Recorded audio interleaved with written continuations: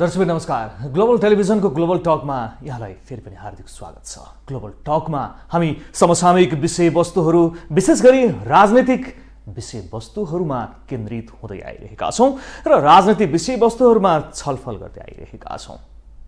राजनीति केका लागि? आम नागरिक जे अपेक्षा राख्छन् त्यसका लागि राजनीति यति बेला फोकस छ? आम नागरिकलाई सोध्ने हो भने छैन, किनकि 2072 सालमा संविधान जारी भयो। विभिन्न कालखण्डमा राजनीतिक आन्दोलनहरू भए, पटक पटक सङ्घर्षहरू भए। त्यसले एउटा राजनीतिक स्थायित्व दिन्छ, अब चाहिँ सुशासनतर्फ देश जान्छ भन्ने अपेक्षा आम नागरिकको थियो। 2072 सालमा संविधान जारी भएपछि 2074मा चुनाव भयो।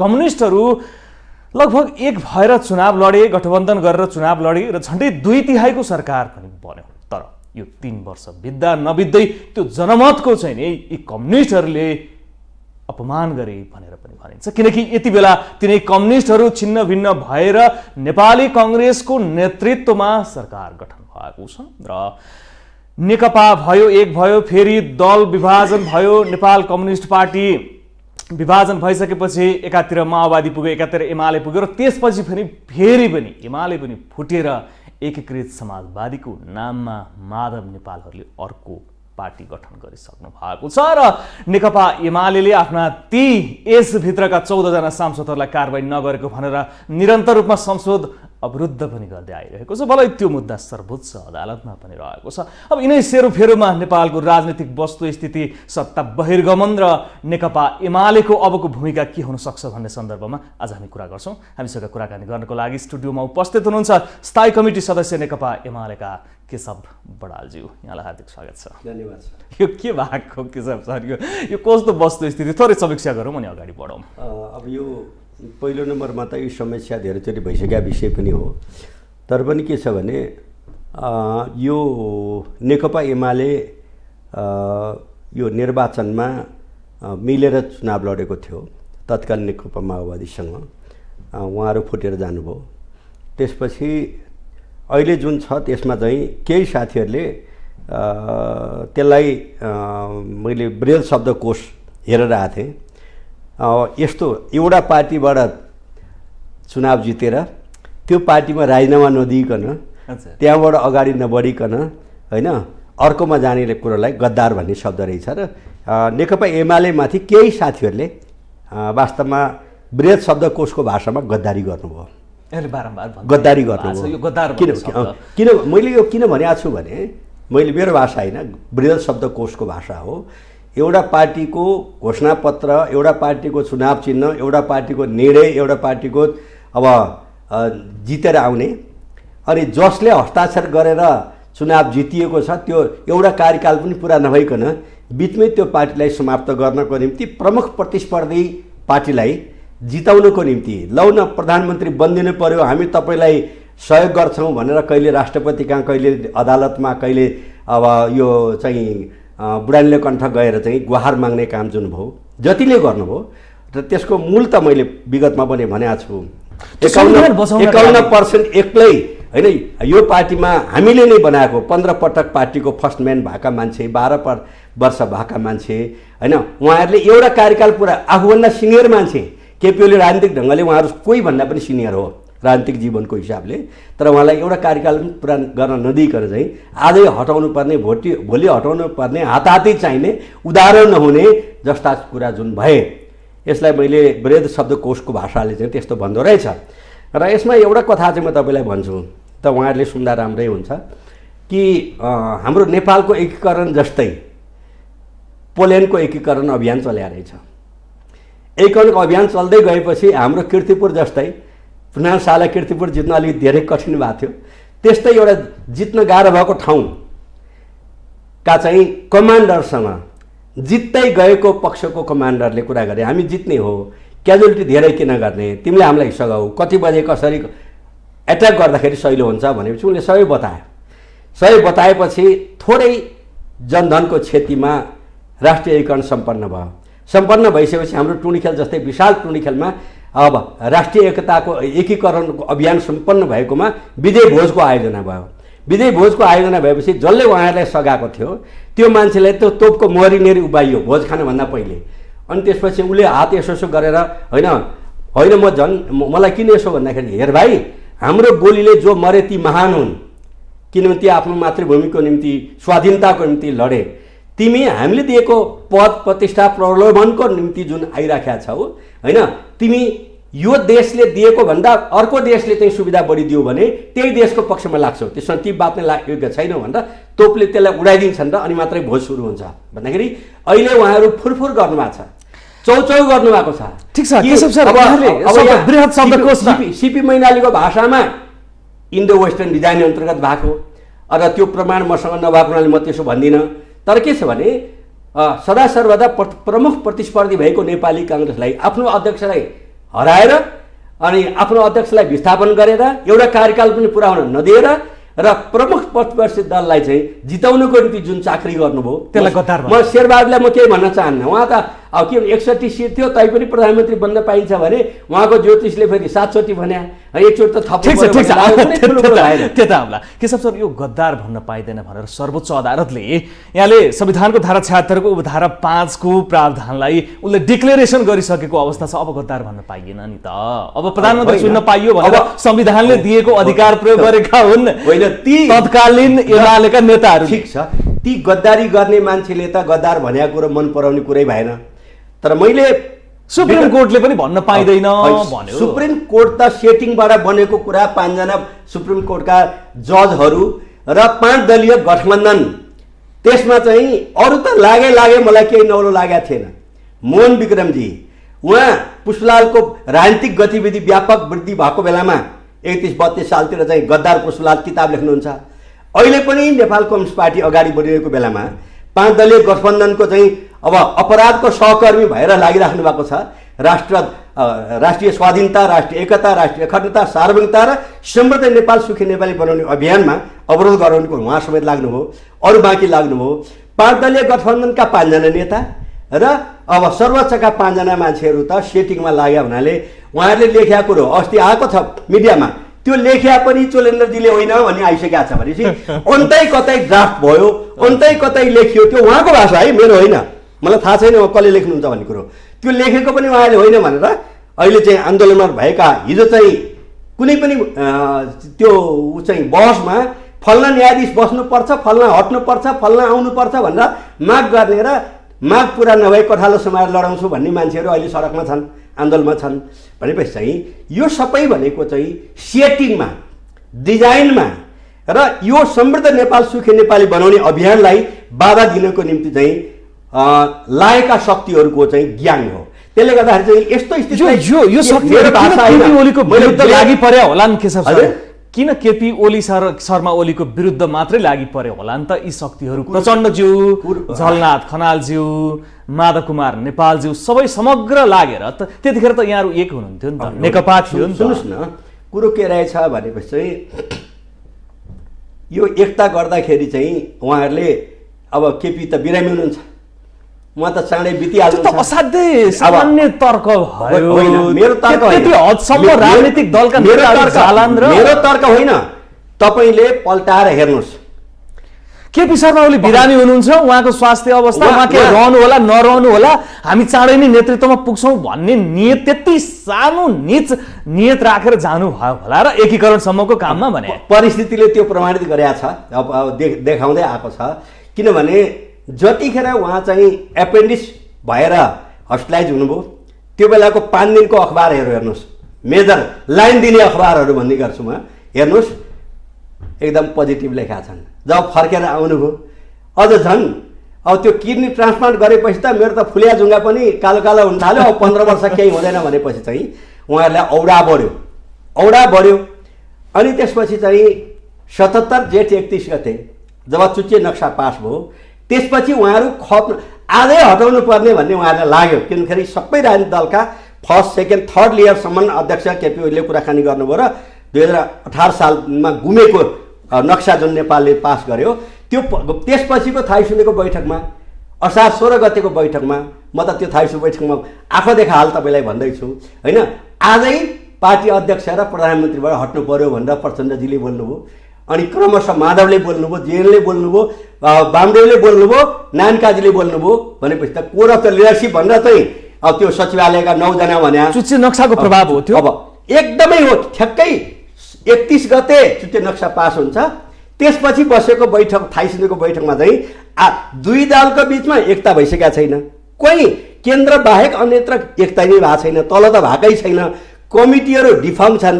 त्यस्तो बेलामा दुई हस्ताक्षरकर्ता मध्ये एउटाले चाहिँ तपाईँ आजै दुईटै पदबाट हट्नुपर्छ भन्ने आँट कहाँबाट आयो, कसरी आयो, किन आयो भन्दाखेरि चाहिँ यो देशलाई अस्थिरता सिर्जना गर्न, यो देशको विकासको गति अगाडि बढ्न नचाहने। सर सिधै भन्न मिल्छ भारतीय हस्तक्षेप हो यो, सिधै भन्न मिल्छ? होइन, मैले नामै भनिसकेँ त। सबभन्दा पहिले प्रचण्डजीले भन्नुभयो भनेर चाहिँ 5 जनाको नामै भनिसकेँ। अब तपाईँ फेरि आफ्नै सुरले कसलाई कसलाई भन्नुहुन्छ। यो चाहिँ के छ भने तपाईँले भने शब्द चाहिँ शिव मैनाली बोल्ने गर्नुहुन्छ इन्डो वेस्टर्न डिजाइन अन्तर्गत भनेर। म तथ्यभन्दा बाहेक प्रमाणित बाहेक म बोल्दिन मान्छे होइन। तपाईँले यति चाहिँ क्लियर हुनुहोस्। कारण चाहिँ के रहेछ भन्न? कारण भनेको चाहिँ होइन, देख्नु भएन तपाईँले अहिले भागभण्डाको के रहेछ भन्दाखेरि चाहिँ अब 33वटा देशमा चाहिँ हाम्रो एम्बेसडर थिए। अब त्यसमध्येमा चाहिँ अब कतिवटा त खाली भइसकेका थियो, 10 जनालाई निष्कासन गर्नुभयो। त्यो भागभण्डामा सेटिङमा कसको के थियो त्यसको निम्ति चाहियो होइन। अनि त्यसपछि चाहिँ प्रदेश सरकार 3-3.5 वर्ष तपाईँ 5 नम्बर प्रदेशमा होइन। अब 7 जना मन्त्री एउटा राज्य मन्त्रीले चलाउनु भएको थियो शङ्कर पोखरेलले, अहिले 15-16 जना बन्दै हुनुहुन्छ। अब अन्त पनि अब यही बागमती प्रदेशमा चाहिँ अब कतिजनाको बनाउने भाग पुर्या भन्दाखेरि के रहेछ भन्दाखेरि हिजो अष्टलक्ष्मी साक्यलाई मुख्यमन्त्री बनाउनु पर्छ भनेर उफ्रिनेहरू अष्टलक्ष्मीलाई निष्कासन गर्नको निम्ति चाहिँ टुप्पीदेखि बल लगाएर लाग्यो भने योभन्दा अपराध क्रिमिनल कोही हुन्छ? त्यसै गरी 1 नम्बरमा हिजो चाहिँ भीमा आचार्यलाई बनाउनु पर्छ भनेर तिनै मान्छे उफ्रे, अहिले भीमा आचार्यलाई निष्कासन गर्नको निम्ति हटाउनको निम्ति चाहिँ तिनै मान्छे उफ्रे भनेपछि चाहिँ योभन्दा अरू प्रमाण डिआरजी तपाईँलाई के दिनुपर्छ? मैले देशैभरि हर क्षेत्रमा सबै पोलिटिकल एपोइन्टेड क्षेत्रमा चाहिँ यही भइरहेको छ। यो अहिलेको गभर्मेन्ट भनेको खानको निम्ति आएको, लुट्नको निम्ति आएको र यो चाहिँ कम्फर्टेबल गभर्मेन्ट जुन बन्या छ त्यो कुनै राष्ट्रको निम्ति, लोकतन्त्रको निम्ति, संविधानको निम्ति काम गरेको छैन। किन संविधानमा सङ्घीय सरकारमा 25 जनाभन्दा बढ्ता मन्त्री हुन पाइँदैन भनेको छ होइन। प्रदेशमा सामान्यतया 7 भन्ने हो, तर अहिले चाहिँ दोबर तेबर भनेपछि खानैको निम्ति उहाँहरू आउनुभयो भन्ने पर्दा मैले अरू के प्रमाण दिनुपर्छ र? संसद किन अवरोध गरिराखे? संसद भनेको चाहिँ सभामुख कुनै एउटा पार्टीको कार्यकर्ता बन्न मिल्दैन। जुनसुकै पार्टीबाट निर्वाचन जितेको भए तापनि सभामुखको शपथ खाएपछि भनेको उहाँ चाहिँ साझा हाउसको हुन्छ। प्रचण्डजीले खल्तीबाट 4 जना मान्छे निष्कासन गर्नको निम्ति चाहिँ होइन चिट पठाउनुहुन्छ, पाएको 24 घण्टा नबित्दै चाहिँ निष्कासनको सूचना जारी गर्नुहुन्छ। मैले नाउँ भन्नु पर्दैन होला, टोबाल रायमाझी लगायतका चाहिँ होइन अब 4 जना निकाल्नुहुन्छ। तर नेकपा एमालेको 26 गते केन्द्रीय कमिटीले उहाँहरूको गतिविधि अविश्वासको प्रस्तावतर्फ जाँदैछ भनेपछि निष्कासनको केन्द्रीय कमिटीले निर्णय गरेका छ र चाहिँ 1 गते 32 गतेसम्म हाउस चलिराखेको छ।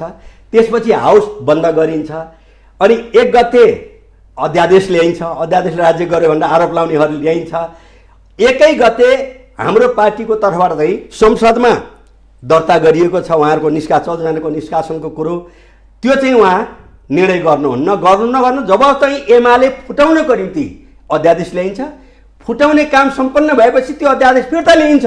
योभन्दा अरू प्रमाण तपाईँहरू मिडियाकर्मीलाई, आदरणीय दर्शक महानुभावहरूलाई मैले के दिनुपर्छ भन्दाखेरि कुनै एउटा पार्टी यो देशको राइजिङ शक्ति र न्याय, सत्य र समानताको निम्ति, राष्ट्रिय स्वाधीनता, राष्ट्रिय एकता, राष्ट्रिय अखण्डता, सार्वभौमिकता र समृद्ध नेपाल, सुखी नेपालीको निम्ति चाहिँ समर्पण भएको पार्टीलाई कमजोर बनाउन र आफ्नै स्वार्थको निम्ति हाताहाती खानको निम्ति लागेका मान्छेलाई बलियो बनाउनुको निम्ति चाहिँ यहाँ त एक ठाउँमा बस्न सक्ने अवस्थामै हुनुहुन्न नि, पुगिसक्नु भएको छ। सभामुखको त्यो सभामुखको त्यो सूचना टास्ने कुरा रोकेर जुन चाहिँ पार्टी फुटाउने योगदान गर्नुभयो उहाँ सभामुख रहनु भएन। उहाँ सभामुखको गरिमा जुन हो, सभामुखले जुन भूमिका हो त्यो रहनु भएन। मैले बार भन्ने गरेको छु, यो देशमा सभामुखको हिसाबले हेर्दाखेरि दमन ढुङ्गानाले सभामुखकै रोल खेल्नुभयो।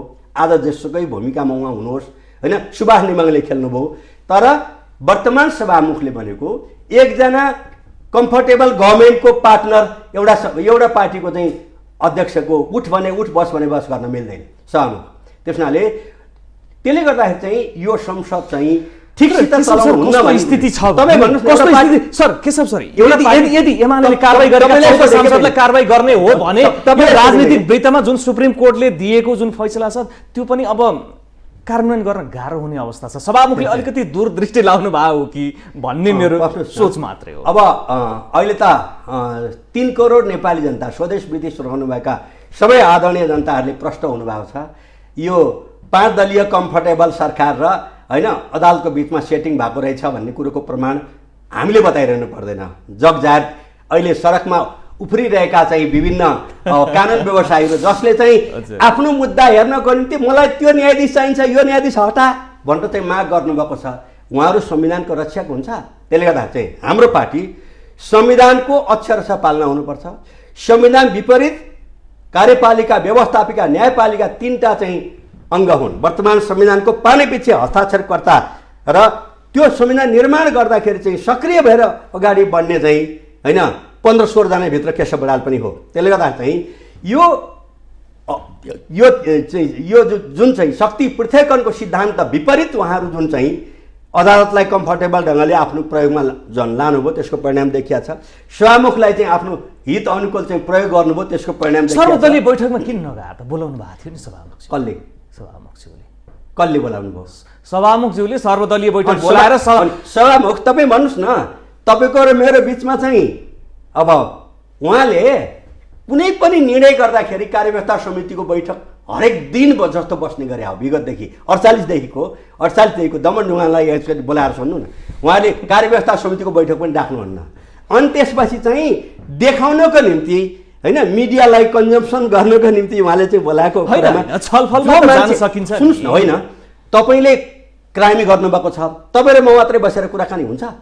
हुँदैन नि त। हो यसको निम्ति चाहिँ मैले अस्ति नै पनि कुनै मिडियामा भनेको थिएँ र संसदको 165 सिटबाट चाहिँ नेतृत्व आएको भनिएका प्रधानमन्त्री शेरबहादुर देउवा र प्रमुख प्रतिपक्ष दल संवैधानिक पद हो, उहाँ दुईजना बसेर सल्लाह गर्नु पर्यो के भएको भन्ने विषयमा। यो दुईटा बसेर सल्लाह गरेपछि मात्रै यी विषयमा अगाडि बढ्छ। किनभने उहाँ त एउटा चाहिँ अब एक किसिमको क्राइम गर्नुभयो नि त सभामुखज्यूले। त मेरा मित्र होइन अग्निजी म जमानादेखि जान्दछु होइन, मेरो पर्सनली पनि राम्रै रिलेसन भएका मान्छे हो। तर अहिले मात्रै उहाँ चाहिँ असाध्यै गम्भीर एमाले फुटाउनुको निम्ति जुन षड्यन्त्र खेल्नुभयो, सभामुखले पार्टी फुटाउने, अदालतले पार्टी फुटाउने जुन भूमिका भइराखेको छ, यो भनेको इतिहासमा कालो धब्बा हो र यसबाट चाहिँ कोही मुक्त हुन सक्दैन। जो पार्टी फुटाउने त केपी शर्मा ओली नै हुन् भन्छन् नि त। केपी ओलीले फुटाएको आफ्नो पार्टी कसैले फुटाउँछ? खोइ त 10 बुधेका लागि नेताहरूले कति धेरै प्रयासरत रहनुभयो। कहिल्यै पनि वार्तामा नबसिदिने, जहिले पनि माधव नेपालको लागि कुनै स्थान छैन यो पार्टीमा भनिराख्ने, कटाक्ष गरिराख्ने। तपाईँ थाई समितिको बैठकमा तपाईँ जाने गर्नुभएको छ कि म जाने गरेको छु?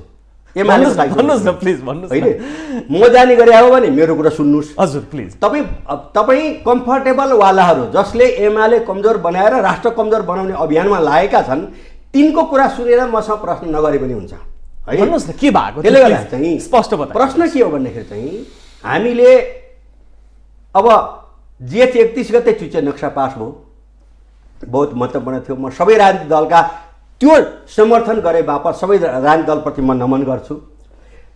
त्यसपछिको 16 गते असारमा उहाँहरूले चाहिँ केपी ओलीलाई आजै हट्नुपर्ने, भोलि कुनै विधि होइन कि आजै हट्नुपर्छ प्रधानमन्त्री र अध्यक्षबाट भन्नुभयो। त्यसपछि चाहिँ धेरै प्रयत्न भयो र भाद्र 26 गते कार्यदल बनाएर नै समस्या हल गर्ने कुरो भयो। त्यसमा उहाँहरू कोही पनि टेर्नु भएन। फेरि चाहिँ माधवले भनेका 5 जना र नेकपा एमाले केन्द्रीय कमिटीले भनेका 5 जना राखेर 10 सदस्यीय कार्यदल भयो। कार्यदलले चाहिँ रिपोर्ट, अन्तिम रिपोर्ट ल्याएपछि बालुवाटारमै थाई समितिको बैठक थियो र त्यो आउने बित्तिकै तपाईँलाई म बताउँ होइन, थाई समितिको सबैले समर्थन गर्नुभयो, अध्यक्षले स्वागत गर्नुभयो। तर यो माधवजीलाई बुझाउनुहोस् उहाँले मान्नुहुन्छ कि मान्नुहुन्न भनेर भन्नुभयो।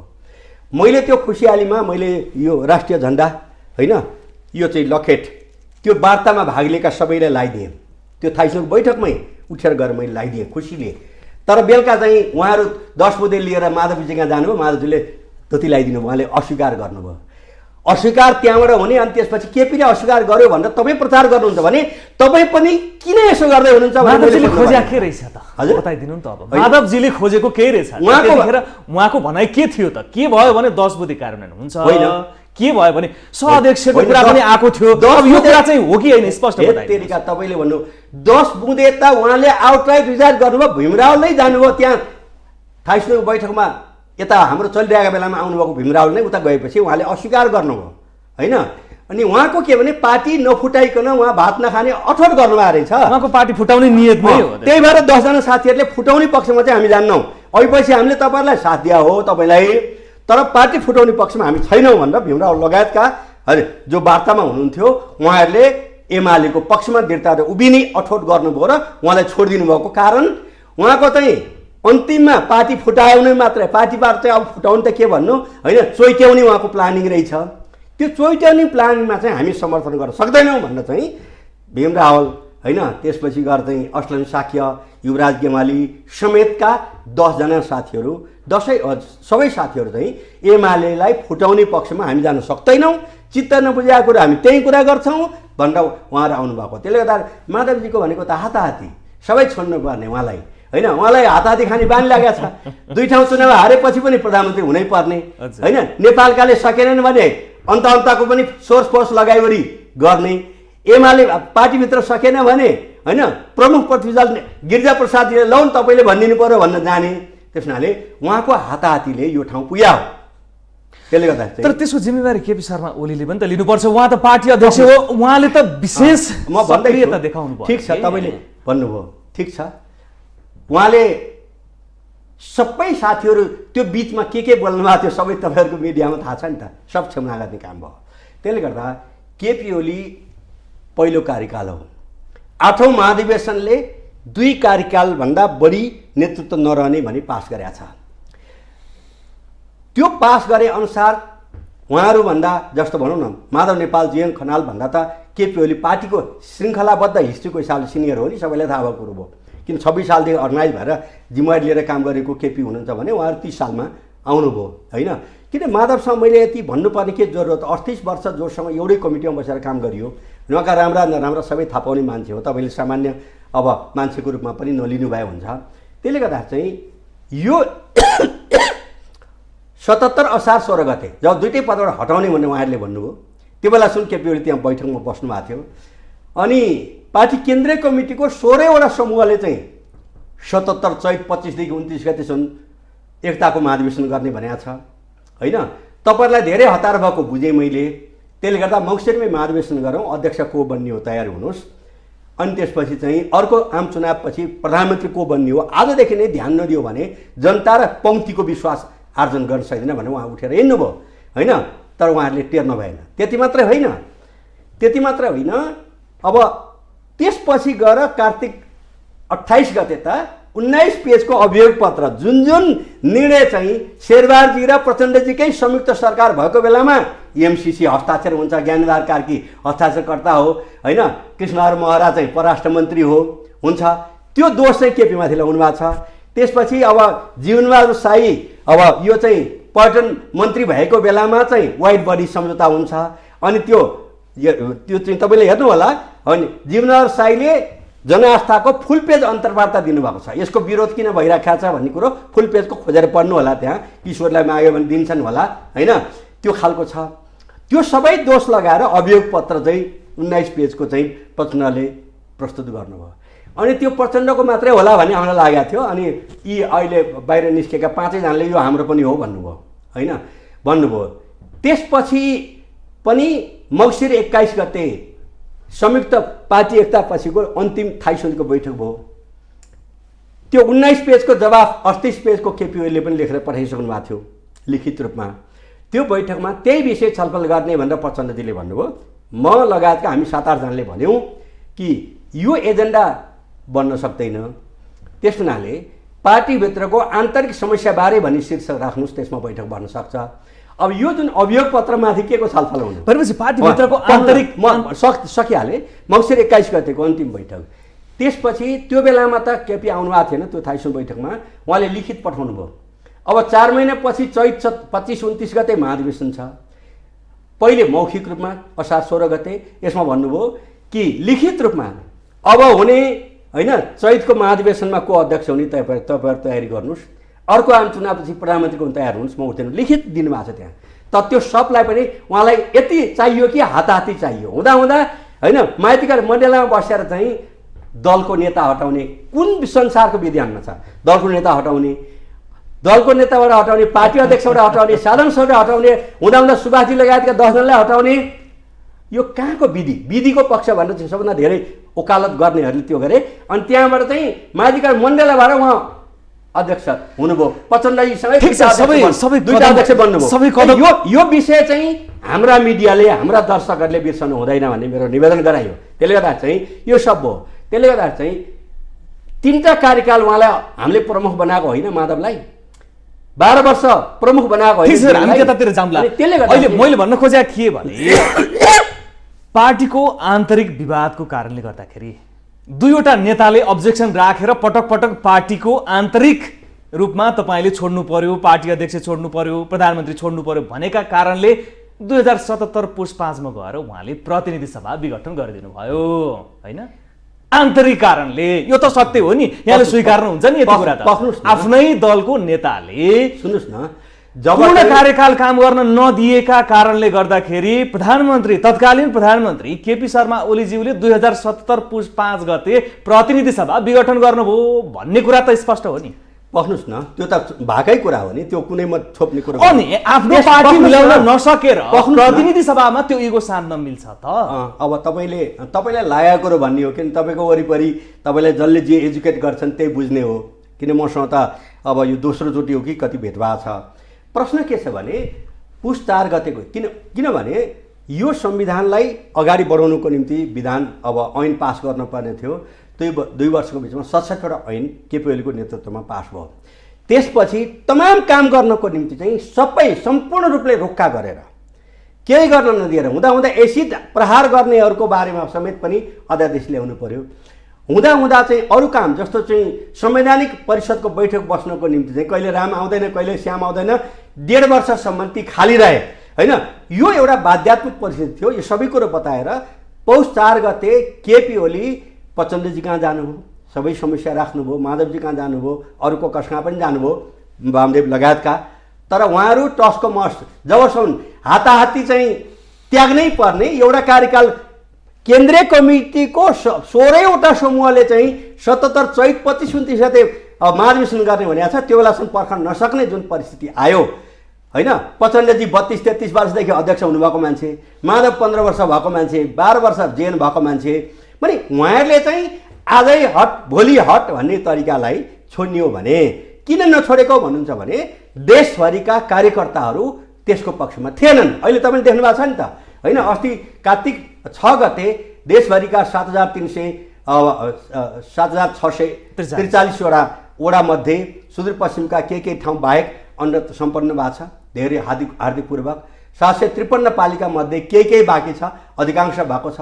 र अहिले पार्टीको चाहिँ सङ्गठित सदस्य आज बिहान मैले चाहिँ ज्ञानबहादुर भुजेल जुन सङ्गठन विभागको अब त्यो रेकर्ड राख्ने हुन्छ, देशभरिबाट आउने क्रम त जारी छ। 7,28,000 चाहिँ पार्टी सदस्य छन्। तिनको भावना सुन्ने कि अनि त्यसपछि चाहिँ अब यो आफ्नै पार्टी विरुद्ध षड्यन्त्र गरेर हैन नेपाली कांग्रेस प्रतिस्पर्धी पार्टीलाई बलियो बनाउन जाने मान्छेहरूको पछि लाग्ने भन्दाखेरि कार्यकर्ताको भावना अनुसार केपी ओलीले गर्नुभयो। केशव सर, यो एकीकरण छ नि, दुवै नेताले स्वार्थ राखेका रहेछन् है। पार्टीलाई एक ढिक्का बनाउने, कम्युनिस्टहरू एक भएर देश निर्माण गर्ने भन्ने सोच्या चाहिँ होइन रहेछन्। दुवैले यहाँले अघि भन्नुभयो केपी शर्मा ओलीको स्वास्थ्य अवस्था कमजोर छ र अर्को चाहिँ उहाँको केपी शर्मा ओलीको पनि अब प्रचण्डज्यूको दल चाहिँ नि कमजोर भइसकेको छ, यिनलाई चाहिँ नि अब थुमथुम्याएर राख्न सकिन्छ भन्ने नियत उहाँको पनि रहेछ। तपाईँले अघि आधा मात्रै भन्नुभयो, उहाँहरूको के रहेछ भनेपछि चाहिँ केपी ओली बिरामी छ, चाँडै बितिहाल्छ, सम्पूर्ण हालमिहाली हाम्रो भइहाल्छ भन्ने मनसाएर भएको बुझियो। त एकताको कुरो चाहिँ केपी ओली मात्रै होइन, थाहै समितिको बैठकै पछि टिक्रा ठटाएर माओवादीसँग एकता गर्नु पर्यो भनेर चाहिँ उफ्रिने एकजना वामदेव गौतम, अर्को माधव नेपाल, अर्को जेएन खनाल हो। त्यसपछि चाहिँ चुनावभन्दा पहिले बालकोटमा थाहै समिति बैठक बसिराखेका थियो।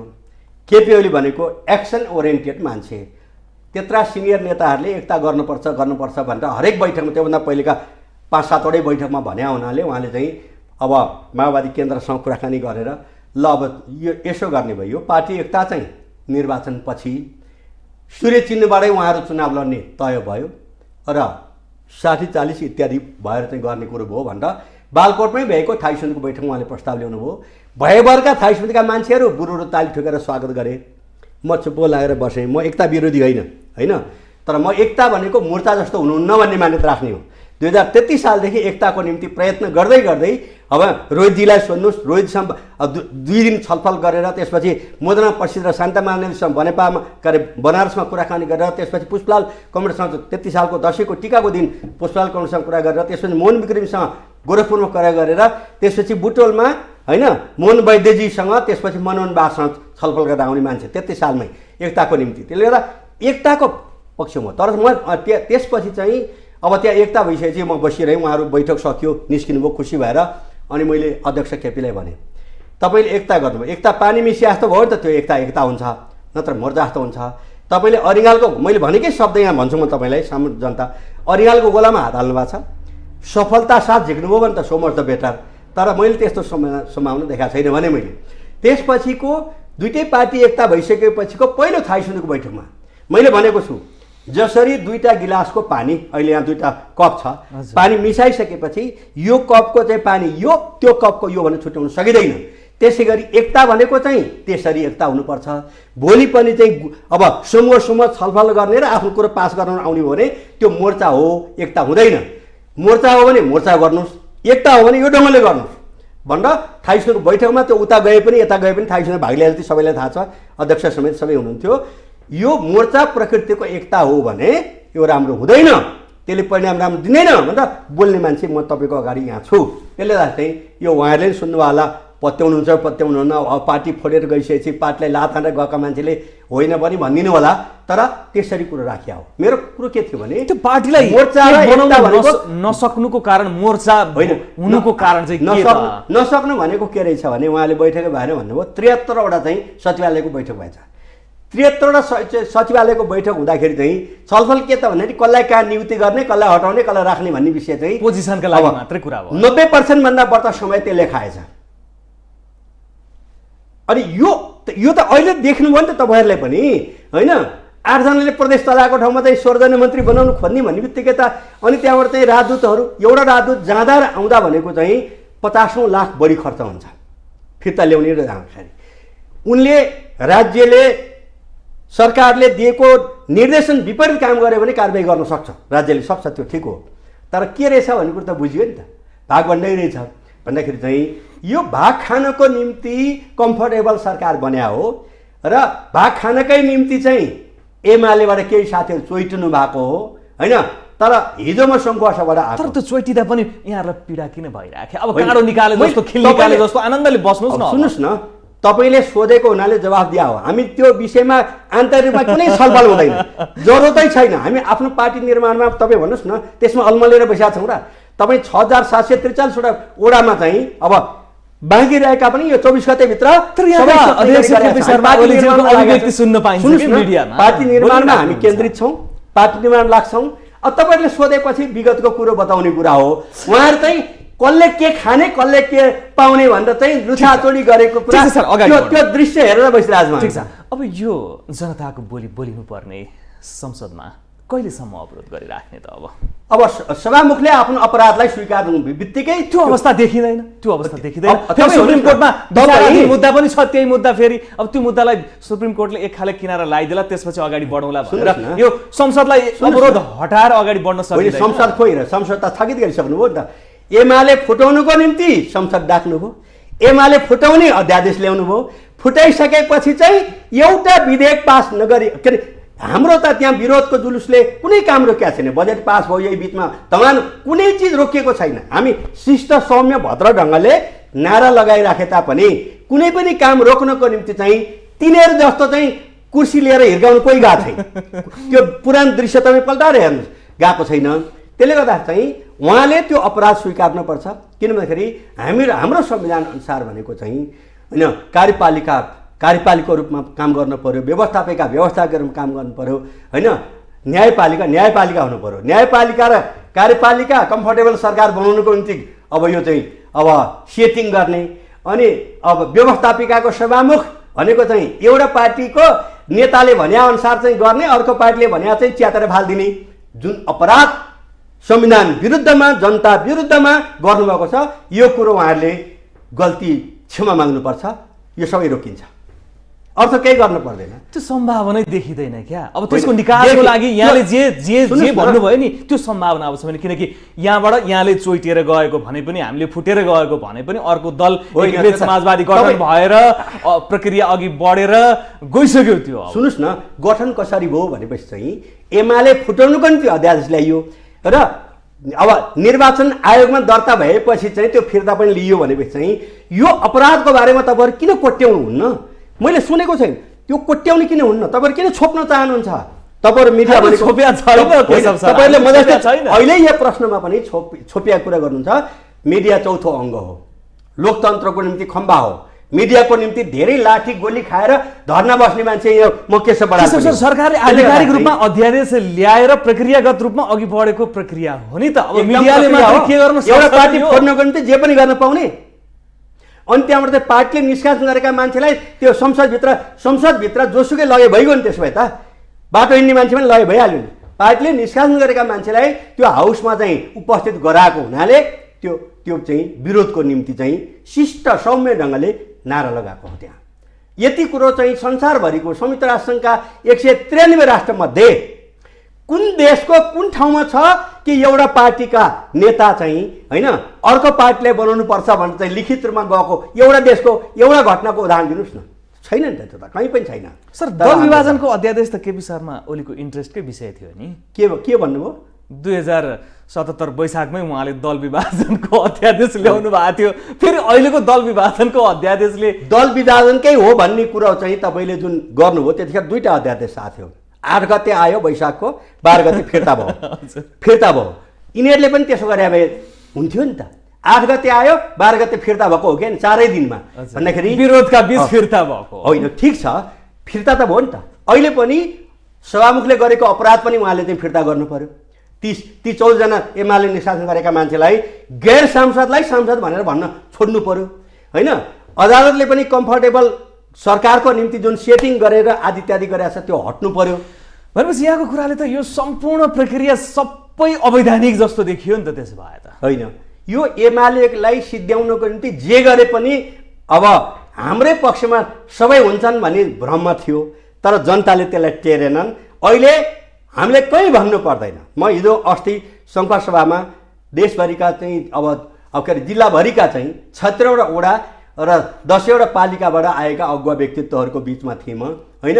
तल जनताको बिचमा भनेको यो कति ठुलो एमालेलाई कमजोर बनाउनको निम्ति किन गरिएको रहेछ भन्ने कुरो चाहिँ उनीहरूबाट हामीले सिक्न सक्ने गरी उहाँहरूलाई थाहा छ। त्यसले गर्दाखेरि प्रश्न के हो भन्दाखेरि चाहिँ वास्तवमा असाध्यै हतारिनु भयो। मेरा मित्र माधव नेपाल होइन, 3 कार्यकाल अध्यक्ष प्रमुख भइसकेका मान्छेले एउटा कार्यकाल पुरा गर्न नदिनको निम्ति जुन यो यत्रो जनसञ्जाल गर्नुभयो, इतिहासले उहाँलाई कहिल्यै क्षमा गर्दैन। ठिक छ, अब अगाडि बढौँ। यहाँले सर्वोच्च अदालतको फैसलालाई स्वीकार्नुभयो, विरोध गरेर स्वीकार्नुभयो होइन? हामी लोकतन्त्रमा विश्वास गर्ने हुनाले निर्णयलाई अवज्ञा गरेनौँ। अहिले आयो, तर त्यो अहिले होइन। बस्नु न, सदा सर्वदा हामीले गऱ्यौँ। हामीले जे गऱ्यौँ त्यो नि विधान सम्मतै हो। विधानले अदालतले जे निर्णय गर्यो पालना गरेका छौँ। तर हामी के भन्न छोड्दैनौँ भने यो कम्फर्टेबल गभर्मेन्ट बनाउनुको निम्ति सेटिङ भएको रहेछ भने त मैले भन्नु परेन नि त। त्यहीका हिजो सेटिङभित्र बसेकै मान्छेले भनिसकेको छ। म यही प्रक्रियामा आउँदैछु। प्रधान न्यायाधीश चोलेन्द्र शमशेर जबराको चौतर्फी राजीनामा मागिरहेका छन्। विशेष गरी बार एसोसिएसन, सर्वोच्चका 14 जना न्यायाधीशहरूको विरोध, फुल कोर्टमा न्यायाधीशहरूले चाहिँ भाग नलिने यो अवस्थामा अलिकति प्रवेश गरौँ न। चोलेन्द्र शमशेर जबराले अब राजीनामा दिनै पर्ने हो यहाँको होइन? एमालेको विचार यो विषय त निष्कासित भएका समेत जोड्दाखेरि 165 सांसद हामीसँग छन् भन्दा मेरा मित्र शेरबहादुरजीले बुरुबुरु उफ्रिनु भएको छ होइन। अनि त्यसपछि मेरा मित्र चाहिँ अग्निलीजीले पनि होइन तपाईँहरूको पार्टी फोड्नुको निम्ति पो त गरे त मैले भनिराख्नु भएको छ। त्यसले गर्दा चाहिँ उहाँहरू के गर्नु छ हामी त हेरिरहेको छौँ। हामी त भ्याउँदैनौँ, किनभने एउटा महाधिवेशन अस्ति मात्रै हामीले सक्यौँ असोज सर, राजनीतिक वृत्तमा यत्रो उथल मेरो पुथल कुरा छ। गरिदिनु न। हामी चाहिँ भनेको देशभरिका 6,743 वडा अधिवेशन, 753 पालिका अधिवेशन, अब विभिन्न जिल्ला अधिवेशन पनि भइरहेका छ ठाउँ ठाउँमा, र विधान महाधिवेशन सबभन्दा पहिलो इतिहासमै पहिलो विधान महाधिवेशन हामीले सम्पन्न गऱ्यौँ। अब मङ्सिरको 10 देखि 12 चाहिँ पार्टी महाधिवेशन छ भनेपछि हाम्रो सम्पूर्ण बुद्धि विवेक वर्ग त अहिले हाम्रो पार्टी निर्माणमा केन्द्रित छ। तर अब यो कम्फर्टेबल सरकारले अविश्वासको के अरे महाभियोग लगाउँछ कि अथवा चाहिँ यसै राख्छ कि होइन, त्यो 5 दलका आफूलाई मै हो भन्ने मान्छेहरू त्यहाँ छन्। तमासा हेर्ने नेमालेले हामीले यो चाहिँ हामीलाई समाप्त गर्न निम्ति जो मिलेर काम गरेका थिए ती मान्छेको आपसी झगडा हेरेर त हामीलाई त अलिअलि आनन्द पनि लाग्ने भयो नि त। यहाँहरू यति ठुलो क्राइसिसमा आनन्द लिएर बस्ने कि समाधान? क्राइसिस होइन, हामी भन्छौँ संविधान अनुसार अदालत पनि चल्नुपर्छ।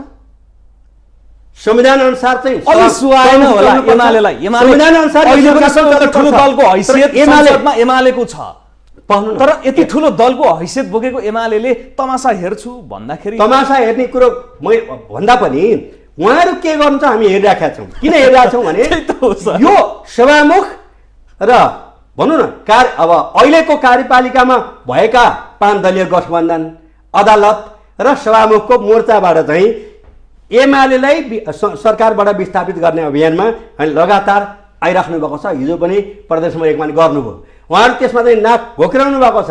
हिजो अस्ति चाहिँ अब त्यतैपट्टिका चाहिँ त्यही ज्ञानभित्रका मान्छेले भने आहा एमाले अब कुनै पनि प्रदेशमा सरकारमा छैन, अब एमाले खत्तम भनेका छन्। हामी त्यो पनि सुनिराखेका छौँ। त्यसले गर्दा चाहिँ प्रश्न के हो भने म गम्भीर भएर के भन्छु भने तपाईँहरूले वर्तमान संविधानलाई च्याचुत पार्न खोज्नुभयो। यो संविधान ल्याउनुको निम्ति चाहिँ लगातार 5 दशक लडाइँ लडेको मान्छे मध्ये म पनि हो। म जस्ता हजारौँले चाहिँ बलिदान गरेका छन्, कयौँले जीवन बलिदान गरेका छौँ। 7 दशकदेखिको प्रयत्नमा संविधान आएको छ।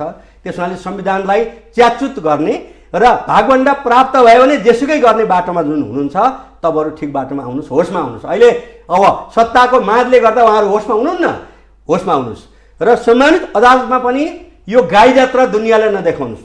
स्वदेश र विदेश संसारभरि गाई जात्रा तपाईँहरूले देखाइराख्नु भएको छ, गाई जात्रा नदेखाउनुहोस् होइन।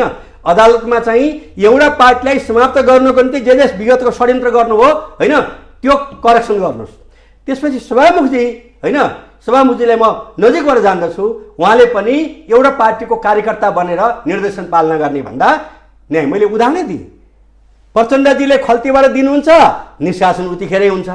एमालेको केन्द्रीय कमिटीले विधिवत निर्णय गरेर चाहिँ अब कारबाही 14 जनालाई गर्छ, त्यो चाहिँ उहाँले स्वीकार्नुहुन्न र पार्टी विभाजन गरिसकेपछि अब त्यो चाहिँ अध्यादेश ल्याउने काम, अध्यादेश पास गर्ने काम, के अरे अध्यादेश फिर्ता गर्ने काम उहाँहरूले गर्नुहुन्छ। भनेपछि चाहिँ यो सब जुन गाई जात्रा देखाउनु भएको छ यो नेपाली जनता 3 करोड स्वदेश विदेशमा भएका नेपाली जनताले देख्नु भएको छ। कहाँ न्याय भयो कहाँ न्याय भएन भनेर होइन। त्यसै गरी चाहिँ विश्वले पनि विश्व रङ्गमञ्चमा मेरा मित्र शेरबहादुरले कसरी अनुहार देखाउनु भएको होला मलाई चाहिँ अचम्म लागेको छ। देशको यो गाई जात्रा शैलेन्द्र शमशेरको विषयमा यहाँहरू नबोल्ने त्यसो भए होइन। व्यक्तिगत रूपमा चाहिँ किन 5 जना भएर निर्णय गरे हुन्, 5 जना न्यायाधीश र 5 वटा दलका टप नेता, म सबैलाई भन्दिनँ। अरूको पक्षमा लागेको पनि केशव बडालले ब्रह्मले देखेको कुरा के हो त्यो भन्नुहोस् न। भनेपछि अहिले के छ भने सर्वोच्चका 5 जना न्यायाधीश र यो गठबन्धनका 5 दलका टप लिडरहरूले यो संविधान विरुद्धमा, राष्ट्र विरुद्धमा, जनता विरुद्धमा, न्यायको विरुद्धमा, सत्यको विरुद्धमा, समानताको विरुद्धमा जुन षड्यन्त्र गर्नुभएको छ उहाँहरूले त्यसलाई महसुस गर्नुपर्छ र त्यो त्रुटिपूर्ण भएको थियो। अब हामी त्रुटि गर्दैनौँ भनेर न्यायालयका पनि सबैले भन्नु पर्यो। हेर्नुहोस् त, सबैभन्दा किनभने तपाईँले यो सोध्नुभयो नि सुशीलाजीलाई महाभियोग लगाउने शेरबहादुरजीहरू, त्यो बेलामा त्यो समितिमा ज्ञानबहादुर कार्की पनि हुनुहुन्थ्यो। त्यो समितिमा हामीले निर्दोष उहाँलाई र अर्को भट्टराईजीलाई पनि महाभियोगको त्यहाँ दर्ज भएको थियो। त्यो महाभियोग गैर कानुनी छ र त्यसलाई त्यस लाउनु हुँदैन भनेर लडाइँ लड्ने, किन उहाँ त नेपाली काङ्ग्रेसकै हो नि त। सुशीलाजी त उहाँको श्रीमान त अब हाइज्याक गर्ने मान्छे मध्येमा हो नि त। भन्दाखेरि चाहिँ हामी न्यायको पक्षमा, सत्यको पक्षमा, समानताको पक्षमा, संविधानको पक्षमा दृढताबाट उभिन्छौँ। तर गैर कानुनी ढङ्गले एउटा पार्टीलाई समाप्त गर्नको निम्ति जे मन लाग्यो त्यही गर्ने कुरालाई पनि सारा जनताले पत्याउँछन् भनेर अदालतले पनि सोच्नु भएन, न्यायाधीशहरूले सोच्नु भएन, यति ठुलो विवाद सभामुखले सोच्नु भएन, आम नागरिकले र विश्वास गर्ने कम्फर्टेबल दलका मान्छेले पनि हामीले गरेपछि जे पनि हुन्छ भन्ने ढङ्गको भ्रमबाट मुक्त हुनु पर्यो र वर्तमान संविधानको रक्षाको निम्ति, लोकतन्त्रको रक्षाको निम्ति, राष्ट्रिय स्वाधीनता, राष्ट्रिय एकता, राष्ट्रिय अखण्डता, सार्वभौमिकता र समृद्ध नेपाल सुखी नेपालीको निम्ति नेकपा एमालेका लाखौं लाख कार्यकर्ता मर्न मिट्न तयार छन्। न्यायालयलाई कसरी शुद्धिकरण गर्ने सर? अब यति मैले अघिदेखि भनिसकेपछि ती कुरा बुझ्नु पर्दैन। उहाँहरूले उहाँहरूले चाहिँ तपाईँ भन्नुहोस् न, व्यक्तिले सोलेन्द्र शमशेरले जानु होला बहिर्गमन भएर, तर व्यक्ति भने प्रवृत्ति त्यही आउँछ। यो प्रवृत्तिलाई कसरी लाने? मलाई सोध्या हुनाले मै भनौँ, 5 जना न्यायाधीशले संसद पुनर्स्थापना मात्रै गरेर हाउसलाई दिएको भए अदालतलाई मैले केही पनि भन्दैन थिएँ। तर यति घण्टाभित्र फलना मान्छेलाई प्रधानमन्त्री बनायो भनेपछि चाहिँ संसारको अदालतलाई यस्तो कुरा भन्ने कहीँ हुन्छ? कहीँ हुँदैन नि त।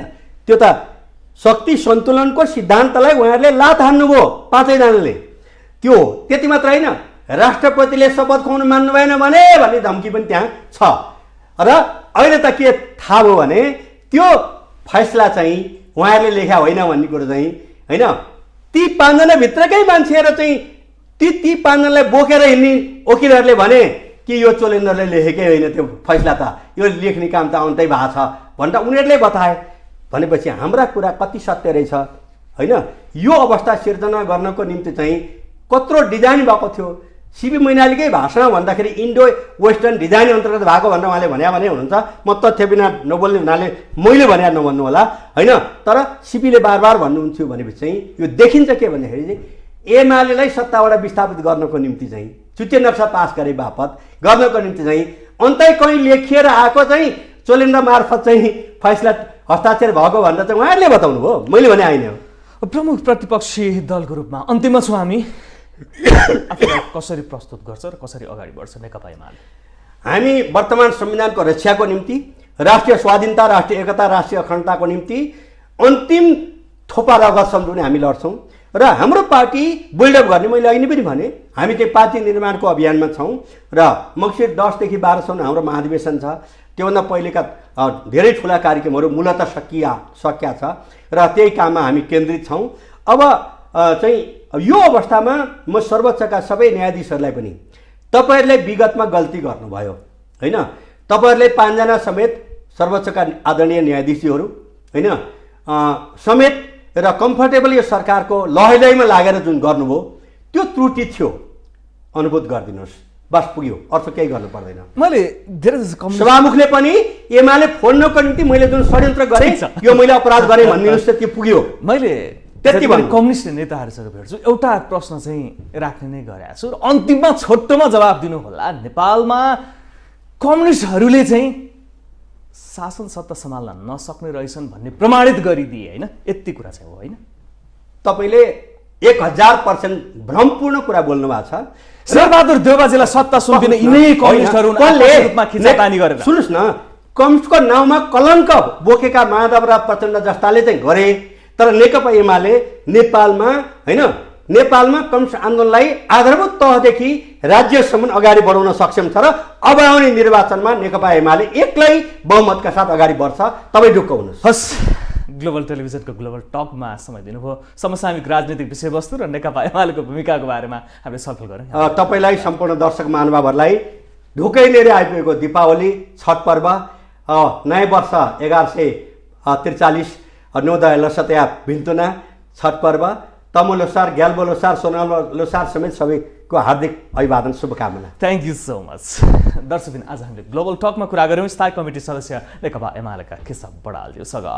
जुन वर्तमान परिस्थिति जे देखिएको छ राजनीतिक रूपमा निरन्तर रूपमा, संसद जुन भदौ 23 पछि संसदका बैठकहरूमा चाहिँ आफ्नो अवरोध जारी राखेको छ नेकपा एमाले आफ्ना 14 जना सांसदहरूलाई कारबाही गरेको सूचना टाँस नगरिदिएको र त्यसको प्रक्रिया अगाडि नबढाएको भनेर सभामुख अग्निप्रसाद सापकोटा विरुद्ध कटाक्ष जारी राखेको छ। यो अपराध हो हो भनेर अघि बढिराखेको छ र यो अवस्थामा चाहिँ नि अब निरन्तर रूपमै यो अवरोध जारी नै राख्ने भनेर सङ्केत पनि दिइरहेको अवस्था छ। यिनै सन्दर्भमा रहेर हामीले कुराकानी गऱ्यौँ। हामीसँग कुराकानी गर्नको लागि स्थायी कमिटी सदस्य हुनुहुन्थ्यो नेकपा एमालेका केशव बडालज्यू। अन्य कुनै विषय र व्यक्तिका साथमा हामी आउँछौँ। ग्लोबल टेलिभिजन हेर्दै गर्नुहोला।